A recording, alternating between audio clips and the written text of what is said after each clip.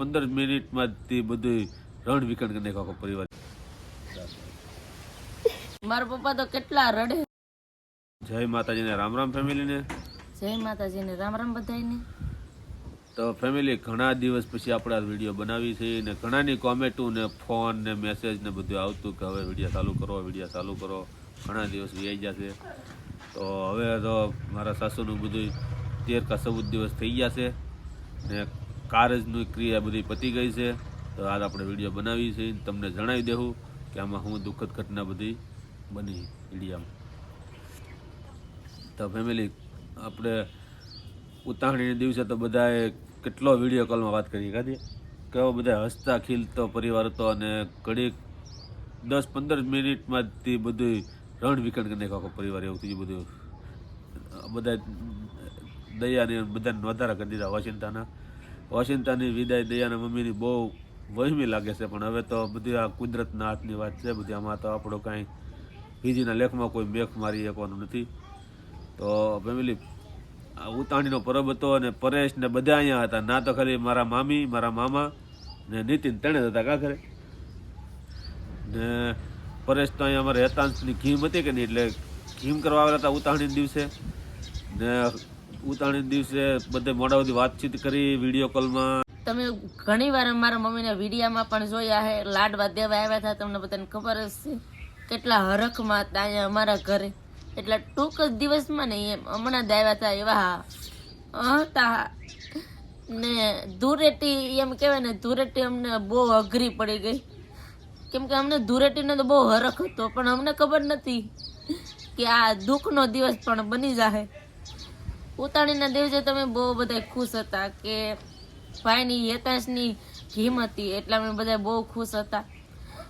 ને ધૂળેટીના દિવસે સવારમાં ફોન આવ્યો, મામીને મજા નથી ને પરેશ અહીંયા હતા, એટલે પરેશનામાં ફોન આવ્યો હતો કે મજા નથી. તો પરેશ કે તો દવાખાને લઈ જાઓ ને હું ને સંદીપ હમણાં આવીએ. તરત હું પરેશ અહીંથી નીકળી ગયા ખાઈ ગયા વહેલા. મેં કીધું તમે દવાખાને પગાડો, તમે કહી ગયા દવાખાને પહોંચી ઉનાથી આવડા વહી ગયા. પછી અમે પણ 4 બાંધવી લીધી ને અમે પણ આવડાને વેહ હાલતા થઈ ગયા કે મજા નથી એટલે દાખલ કરશે, એટલે ના રહેવું જ તો પડે જ.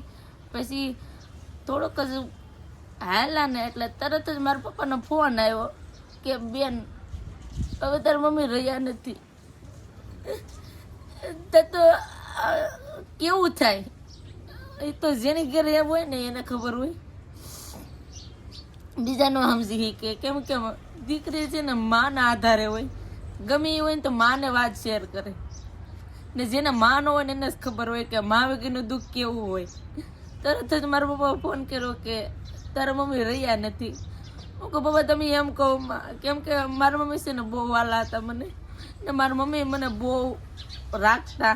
હું વધારે એની વાલી હતી કે હું એને જરાય એને એક દી ફોન વગર ન રહું. પણ મારા પપ્પાનો ફોન આવ્યો ને કે તારા મમ્મી નથી રહ્યા. પછી તો અમને કેમાંય થયું કે ઘડીકમાં અમને મૂકીને વહી ગયા. અમે એને પાસે રહી ન શીખ્યા ને છેલ્લે અમે વાત ન કરી શીખ્યા.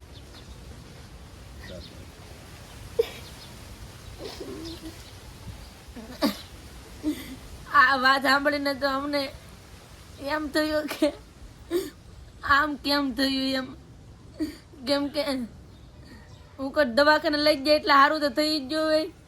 પણ મારા પપ્પાનો ફોન આવ્યો ને એટલે અમને તો આમ એમ કહેવાય ને આમ રહ્યું રહેવાનું નહીં. પછી મેં સંદીપને ફોન કર્યો કે હવે મારા મમ્મી રહ્યા નથી.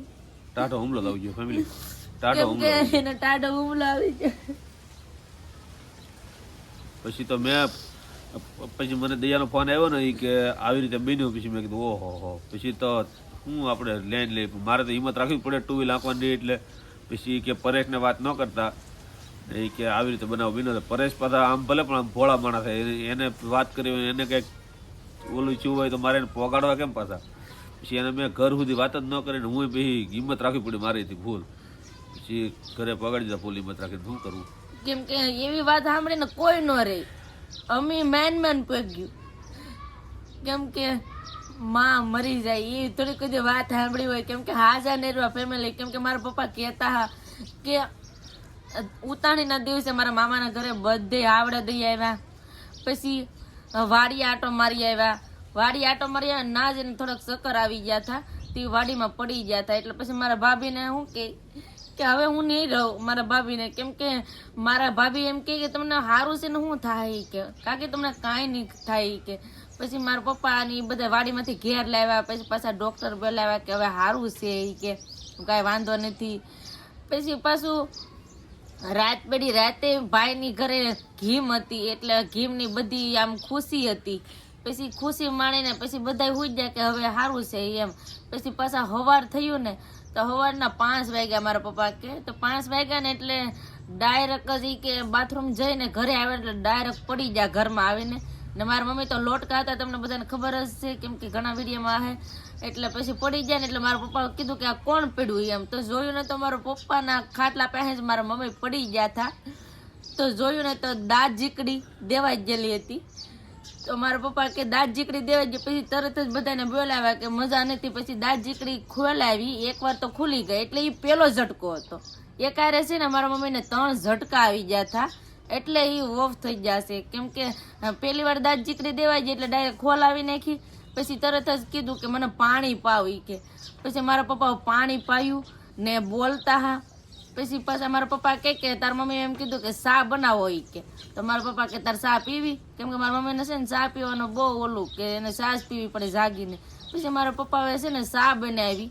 તો ચા તો હજી પૂરી બની નથી, તો તરત જ છે ને પાછી બીજી વાર દાંત જીકડી દેવા ગઈ. તો પછી મારો નાનો ભાઈ નીતિન છે, તો એને છે ને મોઢામાં આંગળી નાખી દીધી.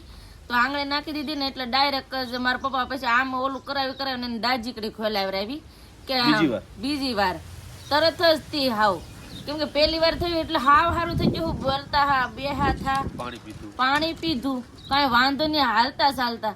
પછી હવે મારા પપ્પા કે આને દવાખાને લઈ જ જવી જોઈએ, કેમ કે બીજી વાર આવું થયું ને એટલે પછી ફટાફટ હો, પણ વાર તો લાગી જ નથી એમ. સેકન્ડ ગણીએ એમ. હું એમ કહું અટાણે છે ને સેકન્ડ એ બહુ અઘરી કહેવાય એમ.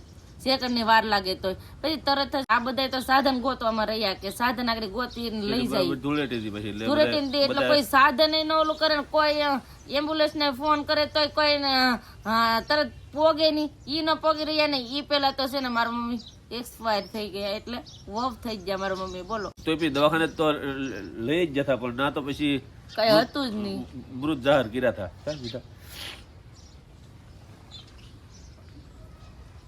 ઘણી વાર બધા એમ કે 108 ને બોલાવી લેવાય, હાસી વાત છે, પણ ઈ પેલા જ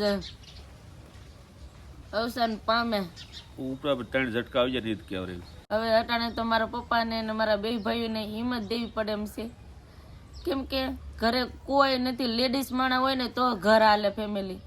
કેમ કે મારા ભાઈના લગ્ન ને થયા, તમને બધાને ખબર જ હશે પરેશના. એટલે કોઈ લેડીઝ માણા તો ઘરે જ નથી, એ કઈ બેન પણ નથી. એટલે રસોઈનું ઘર કોણ સંભાળે એ વધારે પ્રોબ્લેમ અમને એમ થાય કે હવે હું કરશું એમ. એકાદા ભાઈ લગ્ન થઈ ગયેલા તો એટલું બધું બહુ દુઃખ ઓછું દેખાતા, આ વધારે દુઃખ દેખાય, ફૂલ દેખાય. મારા પપ્પા તો કેટલા રડે કે બેન હવે અમે શું કરશું. પણ હવે અમે બધા થઈને થોડોક બેગ દી રોકા હોય એટલે એને પણ સારું લાગે. શું કરવું લ્યો, આવું વિચારવું પણ નતું, પણ એવું થઈ જાય એમ. તો આવી રીતના છે ને મારા મમ્મીને ઝટકાને લીધે ઓફ થઈ ગયા છે. તો ભગવાન દયાના મમ્મીને ને મારા સાસુને ભગવાન સદગતિ આપે, શાંતિ આપે એવી પ્રાર્થના કરી. ઓમ શાંતિ. ઓમ ફેમિલી, એક વાત તો તમને કહેવાની ભૂલે જ ગઈ છે કે અમે જે ઉતાણી પહેલાના જૂના વિડીયા 2-3 છે બનાવેલા, એ કોમેન્ટ કરજો તો પહેલા એ વિડીયા મૂકી દેવું, પછી નવેસરથી આપણે રેગ્યુલર વિડીયા મૂકવા રહેવું. તો કોમેન્ટ કરવાનું ભૂલતા નહીં. તો બસ તમે જેવો અમને અત્યારે સપોર્ટ કર્યો છે એવો જ ફેમિલી સપોર્ટ કરતા રહેજો. એટલે અમે ધીમે ધીમે દુઃખ દર્દ ભૂલીએ. તમારો સાથ સહકારની જરૂર છે તો સપોર્ટ કરતા રહેજો. ને બસ હવે રેગ્યુલર વિડીયો આવશે તો સપોર્ટ કરજો. તો જય માતાજી, રામ રામ, બધાને આવજો, બાય બાય.